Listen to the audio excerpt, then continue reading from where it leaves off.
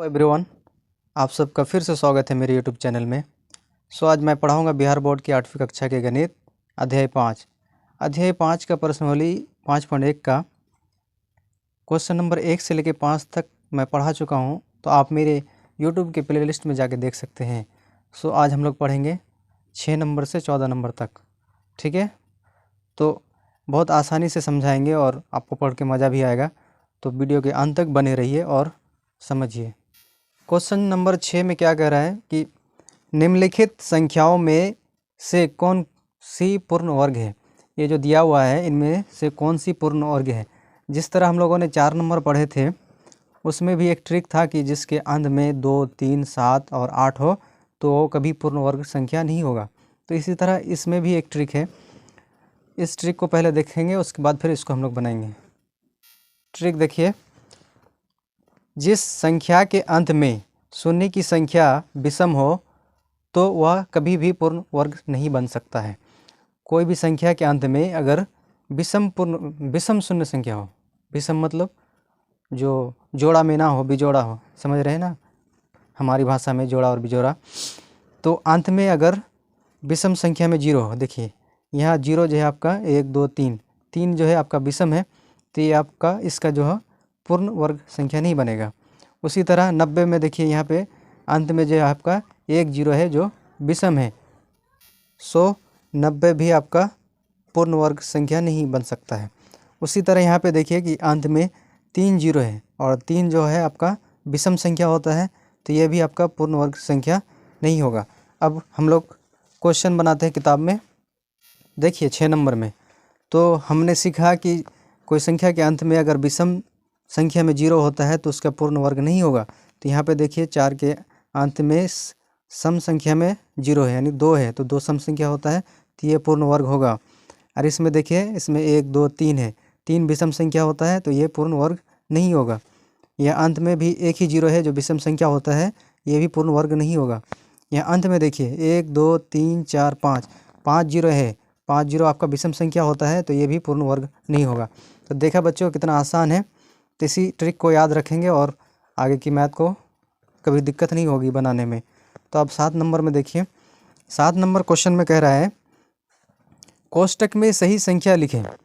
जो कोष्टक, ये जो इसको कोष्टक कहते हैं, तो इसमें सही संख्या लिखना है कि 24 का स्क्वायर से 23 का स्क्वायर को घटाना है। देखिए आपका ये क्रमागत संख्या है, 23 के बाद 24 है, तो इसका भी एक ट्रिक है, इसका भी एक नियम है, तो उसको हम लोग देखेंगे तो ये आपके लिए बहुत आसानी हो जाएगी। तो चलिए पहले उसको देखते हैं। 7 नंबर का ट्रिक आ गया, ये आपका 7 नंबर का ट्रिक है। कह रहा है कि 2 क्रमागत संख्याओं के वर्ग का अंतर उन दोनों संख्याओं का योग होता है।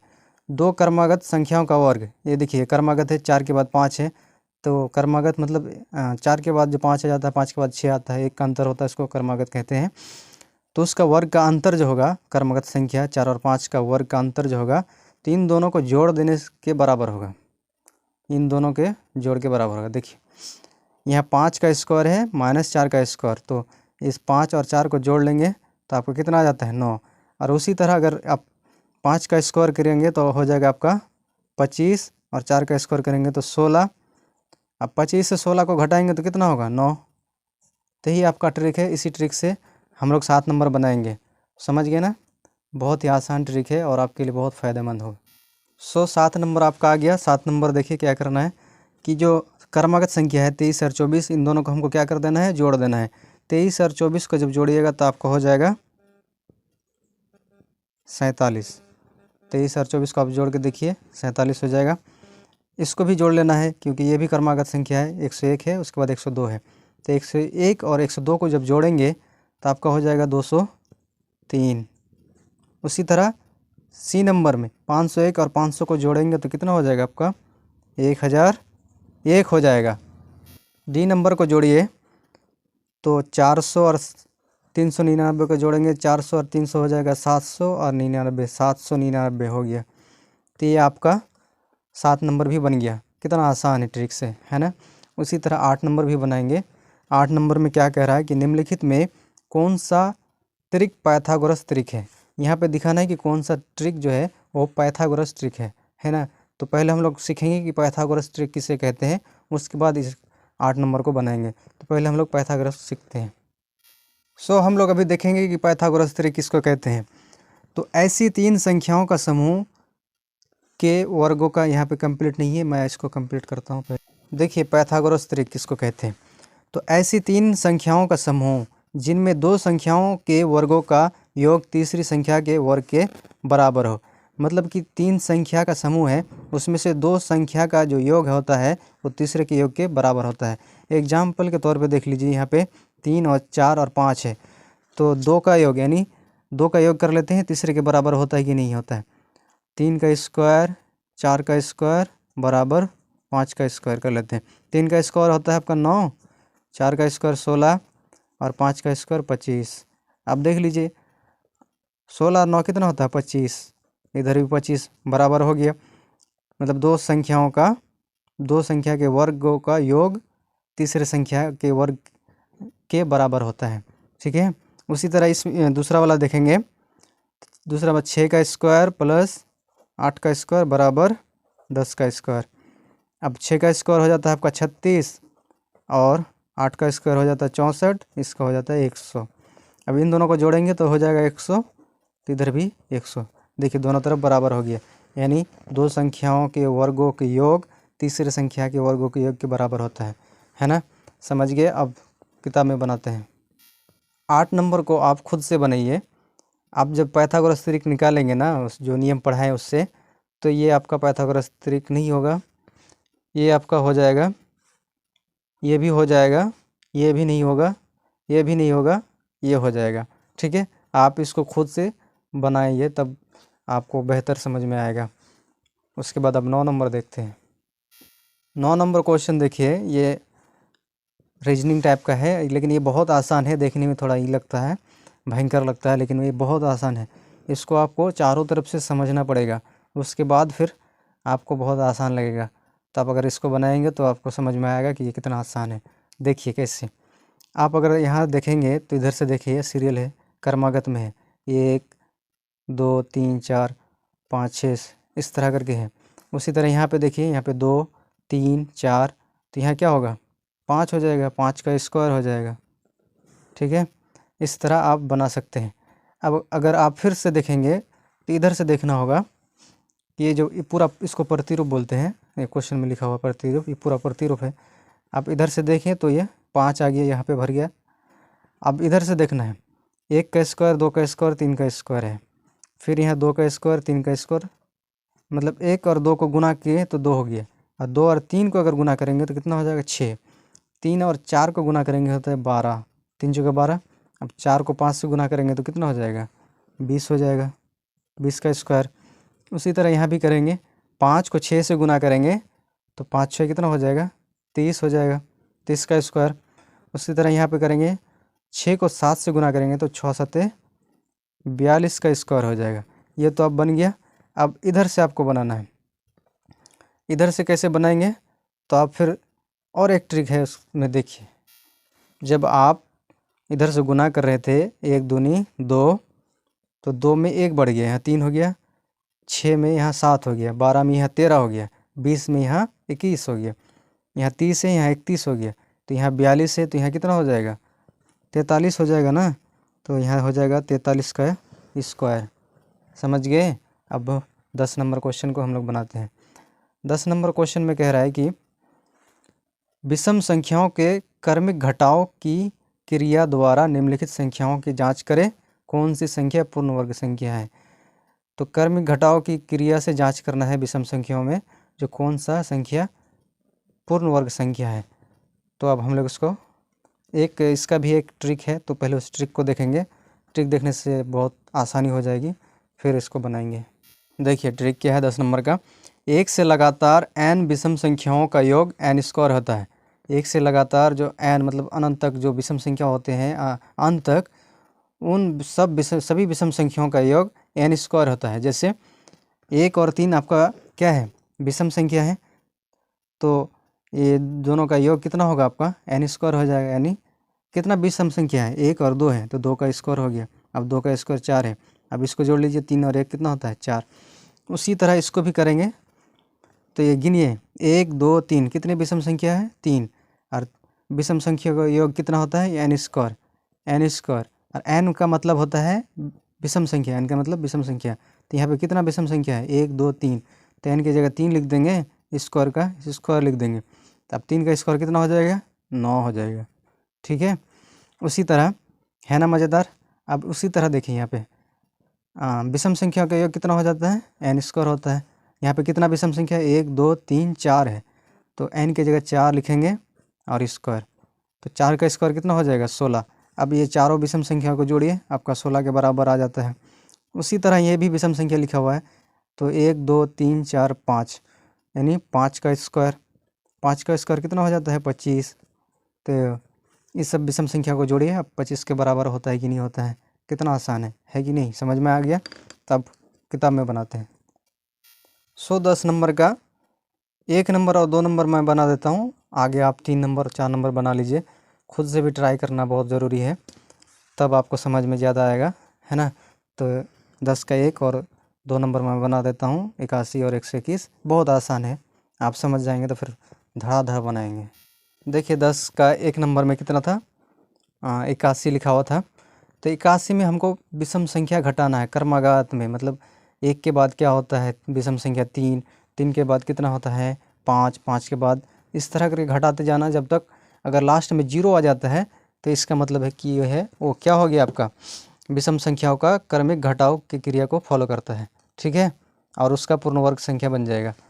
तो अब देखिए, अब 81 में पहला विषम संख्या घटाई 1 तो हो गया 80। अब 80 में दूसरा विषम संख्या घटाया 77। 77 में तीसरा विषम संख्या 5 घटाते घटाते तो लास्ट में 0 आ गया। तो इसका मतलब जो ये जो आपका विषम संख्या है ये पूर्ण वर्ग है, 81 पूर्ण वर्ग है। उसी तरह दूसरा नंबर में है 121। तो 121 में 1 घटाएंगे तो 120। तो 120 में 3 घटाते घटाते आखिर में कितना आ गया 0। तो 0 आ गया, इसका मतलब आपका 121 जो है विषम संख्या का ये भी पूर्ण वर्ग है। तो इसी तरह आप 3 नंबर और 4 नंबर को बनाइए, बहुत आसान है। अब हम लोग 11 नंबर को देखते हैं। देखिए 11 नंबर, निम्नलिखित संख्याओं में किन किन संख्याओं का वर्ग विषम संख्या होगा। क्वेश्चन पूछा है कि निम्नलिखित वर्ग संख्याओं में किन किन संख्याओं का वर्ग विषम संख्या होगा। तो इससे पहले मैं आपको 5 नंबर में पढ़ा चुका हूँ कि सम संख्याओं का वर्ग सम संख्या होता है और विषम संख्याओं का वर्ग विषम संख्या है। यहाँ पे विषम संख्या बोलता है तो विषम संख्या का वर्ग विषम संख्या होगा। यहाँ पे एक अंत में 1 है तो ये विषम संख्या है, तो ये विषम संख्या का वर्ग होगा। ये सम संख्या ये नहीं होगा, ये होगा, ये नहीं होगा। समझ गए। अब 12 नंबर को देखिए, ये बहुत आसान था 11 नंबर, सब ट्रिक का खेल है। अब 12 नंबर को देखेंगे। 12 नंबर क्वेश्चन में कह रहा है योग संक्रिय किए बिना योगफल ज्ञात कीजिए, मतलब इसको जोड़े बिना योगफल ज्ञात करना है। सारा विषम संख्या दिया हुआ देखिए, और हम लोग को पता है कि विषम संख्या का योग क्या होता है एन स्क्वायर होता है। और एन मतलब क्या होता है, तो विषम संख्या कितने विषम संख्या है एन बराबर विषम संख्या की संख्या है ना।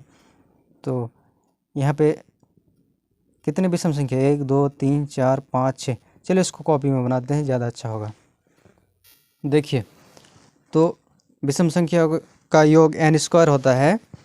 तो आपका यहाँ पे विषम संख्या कितना है एन का मतलब विषम संख्याओं का गिनती, मतलब विषम संख्या का काउंट, कितना विषम संख्या है एन का मतलब। ठीक है, तो यहाँ पे 1 2 3 4 5 6 कितने विषम संख्या है 6।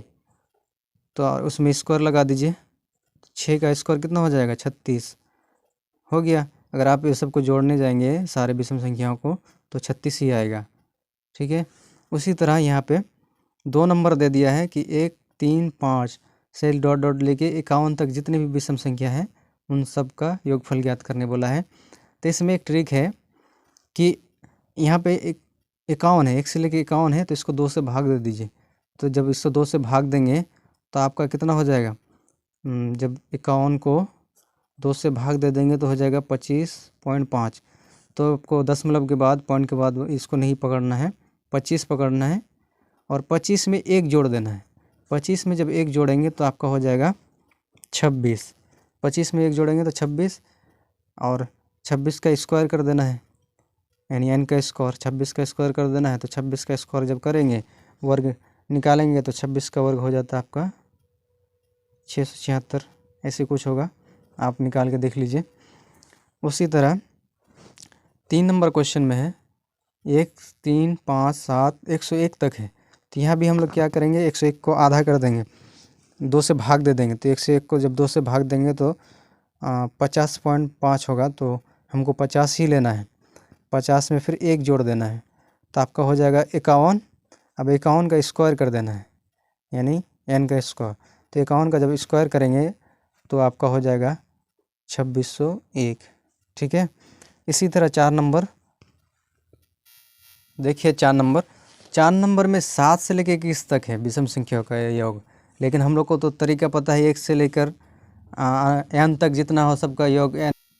हम लोग को तो पता है कि 1 से लेकर n तक जितना विषम संख्या का योग होता है उसको n स्क्वायर कहते हैं। लेकिन यहाँ पे 7 से है, तो घबराना बिल्कुल भी नहीं है, ये बहुत आसान है। तो हम लोग मान लेंगे 1, 2, 3 मान लेंगे। ठीक है, जिस मैथ तो मानते ही है, तो 1, 2, 3 मान लेंगे। मान लिए तो यहाँ पे हो गया 21। अब 21 को 2 से जब भागा देंगे तो हो जाएगा 10.5, लेकिन हम लोग लेंगे 10 और 10 में 1 जोड़ देंगे तो आपका कितना हो जाएगा 11। अब 11 का स्क्वायर कर देंगे तो हो जाएगा आपका 11 का स्क्वायर कितना होता है 121। ठीक है। उसके बाद इधर जो 1, 2, 3 मतलब 3 जो विषम संख्या था वो नहीं था, फिर भी हम लोग मान लिए। अब उसको क्या करेंगे, उसको घटा देंगे। तो यहाँ पे 3 विषम संख्या है, तो 3 विषम संख्याओं का वर्ग कितना हो जाएगा 9 हो जाएगा ना। तो 121 से 9 को घटा देंगे। तो 121 से 9 को जब घटाएंगे तो आपका हो जाएगा कितना 112। समझ गया कितना आसान है। चलिए अब 13 नंबर देखेंगे। 13 नंबर आपका बहुत ही आसान है, इसको देख के थोड़ा भी घबराना नहीं है, बहुत आसान है। देखिए कैसे बनाते हैं। लिखा है कि निम्नलिखित संख्याओं के वर्गों के इकाई के अंक क्या होंगे। अब जो 25 है इसका वर्ग करके इसकी इकाई का अंक बताना है। हाँ, मतलब 25 का स्क्वायर हो जाएगा 625 और 625 का इकाई कितना है 5 है। समझे कितना मतलब लंबा जाना पड़ेगा। तो घबराने की कोई बात नहीं है, हम इसको शॉर्टकट से बनाएंगे। तो इसका एक नया ट्रिक है आपके पास। देखिए क्या ट्रिक है। जो 25 है इसका इकाई कितना है 5, इसका स्क्वायर कर देंगे। 5 का स्क्वायर कितना हो जाएगा 25। अब इसका इकाई को लिख देंगे, हो गया 5 आंसर, है ना आसान। उसी तरह 64 में 4 इकाई में है, तो 4 का स्क्वायर कर देंगे 16। 16 का इकाई कितना है 6, बस हो गया। अब इसमें 272 का जो इकाई है इसमें 2 है, तो 2 का वर्ग करेंगे तो कितना हो जाएगा, स्क्वायर करेंगे तो 4, तो इसका 4 ही होगा इकाई, इसमें तो डबल नहीं है तो 4 ही इकाई होगा। इसी तरह यहाँ पे 9 का स्क्वायर करेंगे तो हो जाएगा 81 और इस पूरे का स्क्वायर में इकाई कौन आएगा, 1 ही आएगा। इतना आसान है ना। तो आप इसको पूरी खुद से बनाइए पूरा। उसके बाद आप 14 नंबर को देखेंगे। 14 नंबर क्वेश्चन में कह रहा है कि निम्नलिखित संख्याएं स्पष्ट रूप से पूर्ण वर्ग संख्याएं नहीं है, इसका कारण दीजिए।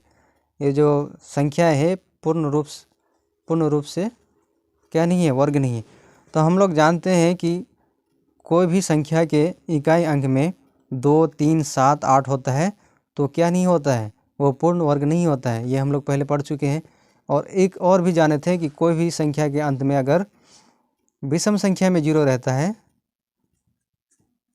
विषम संख्या में 0 रहता है तो भी पूर्ण वर्ग नहीं है वो। तो यहाँ पे देखिए 1 के अंत में क्या है 2 है, तो ये भी क्या नहीं है, पूर्ण वर्ग संख्या नहीं है। ये भी नहीं है, 7 है। इसलिए है कि क्यों नहीं है, क्योंकि इसके अंत में 2 है, इसके अंत में 7 है, तो ये भी पूर्ण वर्ग संख्या नहीं है। इसके अंत में 8 है, तो ये भी पूर्ण वर्ग संख्या नहीं है। इसके अंत में 3 है, तो ये भी पूर्ण वर्ग संख्या नहीं है। इसके अंत में विषम संख्या में 0 है, इसलिए ये भी पूर्ण वर्ग संख्या नहीं है। ये भी नहीं है, ये भी नहीं है, ये भी नहीं है। देखिए सारा आप देखेंगे तो कोई भी नहीं है।